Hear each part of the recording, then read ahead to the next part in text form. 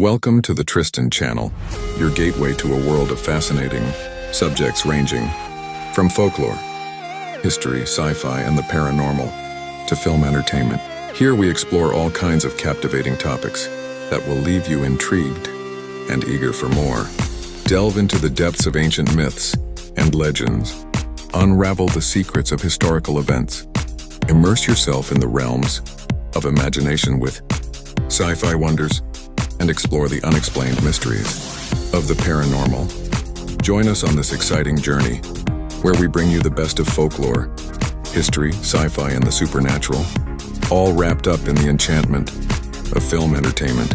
Stay tuned for enlightening discussions, thrilling narratives, and endless possibilities as we unravel the unknown together. This is the Tristan channel, your doorway to a world beyond imagination. When most people think of Odin, they think of the All-Father, the wise king of Asgard, the god who sacrificed an eye for wisdom, hung himself upon Yggdrasil to gain knowledge of the runes, and gathered the greatest warriors in preparation for Ragnarök. He is often portrayed as the wisest of the gods. Yet, there is a question hidden within the myths that deserves exploration. If Odin became so wise after sacrificing his eye, why did he never realize that his own actions may have helped create the very future he feared? The answer may reveal that the story of Odin is not really about a god at all. It may be about us. The wisdom of Odin. According to Norse mythology, Odin sacrificed one of his eyes at Mimir's well in exchange for wisdom. Through his sacrifice he gained profound knowledge and glimpses of fate itself. Importantly, however, Odin was not all-knowing. He could perceive the shape of destiny, but not necessarily every path that led there. He knew that Ragnarök would come. He knew that Fenrir would play a role in it. He knew that Loki and his children represented a danger to the gods. So what did he do? He prepared. He gathered warriors. He sought more knowledge. He searched endlessly for ways to delay or survive the coming doom. Yet despite all his efforts, Ragnarök still arrived. This raises a fascinating possibility. What if Odin's attempts to prevent Ragnarök were the very thing that ensured it would happen? The tragedy of Fenrir. Consider the story of Fenrir. The gods feared him because prophecy foretold the destruction he would bring. Because they feared him, they deceived him. Because they deceived him, they bound him. Because they bound him, they created resentment. And because they created resentment, they transformed a feared enemy into a genuine one. Imagine seeing the story through Fenrir's eyes. You're raised among the gods. They smile at you. They feed you. Then one day they trick you, chain you, and leave you imprisoned for centuries because of something you might one day become. Would you love them? Or would you hate them? From this perspective, Fenrir becomes more than just a monster. He becomes a lesson. A warning about what happens when fear dictates our choices. The same pattern with Loki. A similar argument can be made regarding Loki. In many versions of the myths, Loki begins as an ally of the gods. He helps them, travels with them, solves problems for them. Yet over time, the relationship deteriorates. Betrayals accumulate, trust breaks down, punishments grow harsher. Eventually, Loki becomes one of the central forces opposing the gods at Ragnarok. Again, we can ask a difficult question. Did Loki become the enemy because he was destined to be a one? Or did the gods help create the enemy they feared? The myths never provide a simple answer. That ambiguity is part of what makes them so powerful. Fate, fear, and self-fulfilling prophecy. Modern readers often recognize something familiar in these stories. A self-fulfilling prophecy. A person's fears a future event so much that every action they take to avoid it pushes them closer toward it.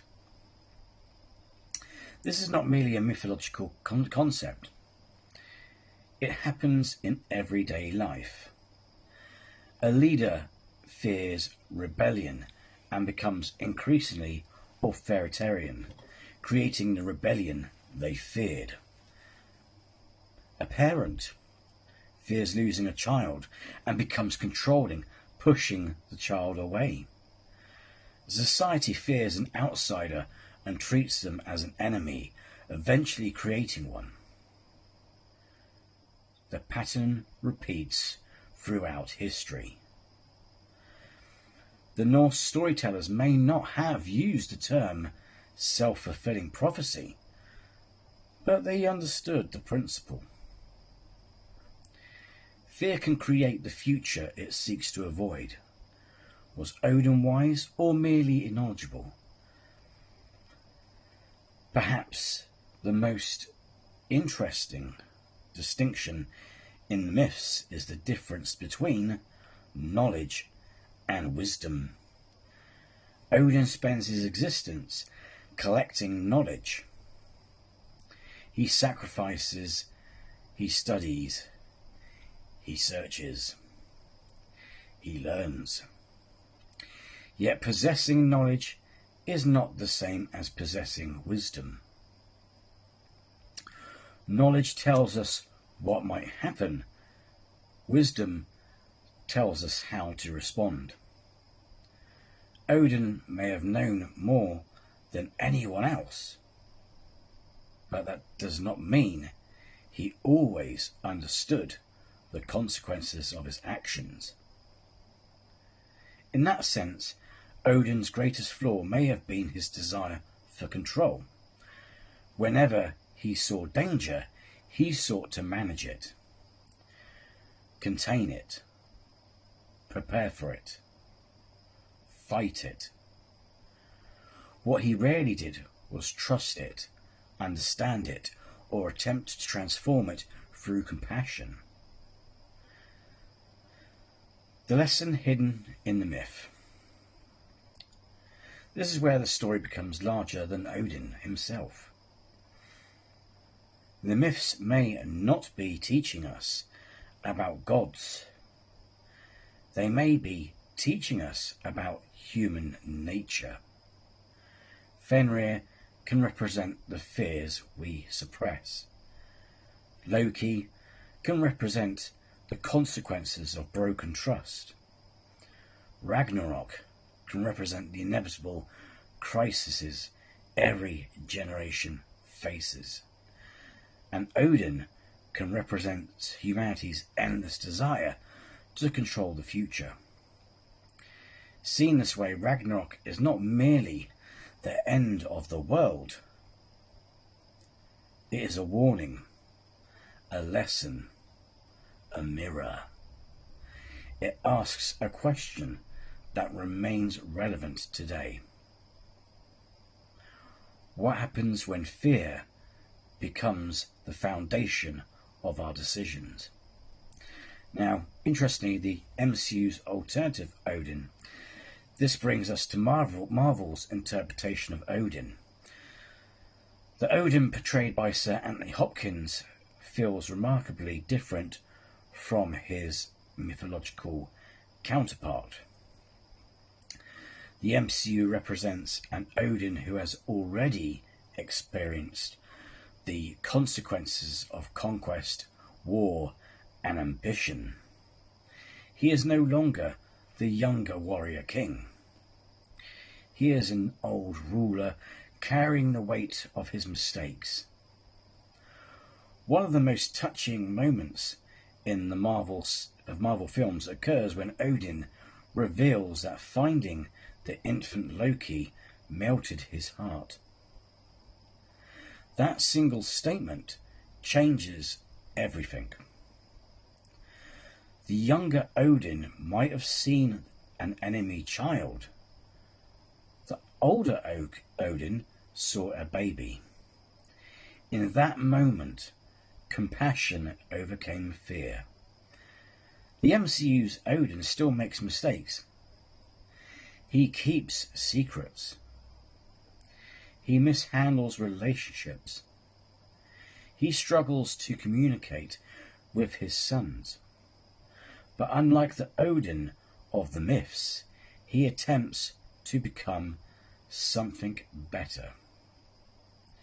He attempts to grow. The Odin that might have been. Perhaps this is why Sir Anthony Hopkins' portrayal resonates so deeply. The MCU Odin feels like the Odin who might have merged if centuries of struggle had finally taught him the lessons hidden within Ragnarök itself. The mythological Odin sees danger and responds with control. The MCU Odin sees danger and at least once responds with compassion. Instead of creating Fenrir, he adopts Loki. Instead of creating an enemy, he creates a son. The tragedy is that his flaws still leave scars, but the attempt itself matters. He becomes a symbol of redemption rather than inevitability. Final thoughts. In the end, the question may not be whether Odin caused Ragnarök. The deeper question is, why the storytellers wanted us to ask the question in the first place. Perhaps Odin's failure was intentional. Perhaps the myths are showing us that even the wisest among us can become trapped by fear. Perhaps they are reminding us that knowledge without compassion is incomplete. Or perhaps they are warning us that the future we fear most are sometimes created by our attempts to control them. Whether one views Odin as a god, an archetype, a literary character, or a symbol, his story remains surprisingly relevant, because every generation faces its own Ragnarök. Every generation fears its own Fenrir. And every generation must decide whether it will respond with fear, control, understanding, or compassion. That choice, perhaps, is the real lesson of the All-Father. How often do our fears create the future we're trying to avoid?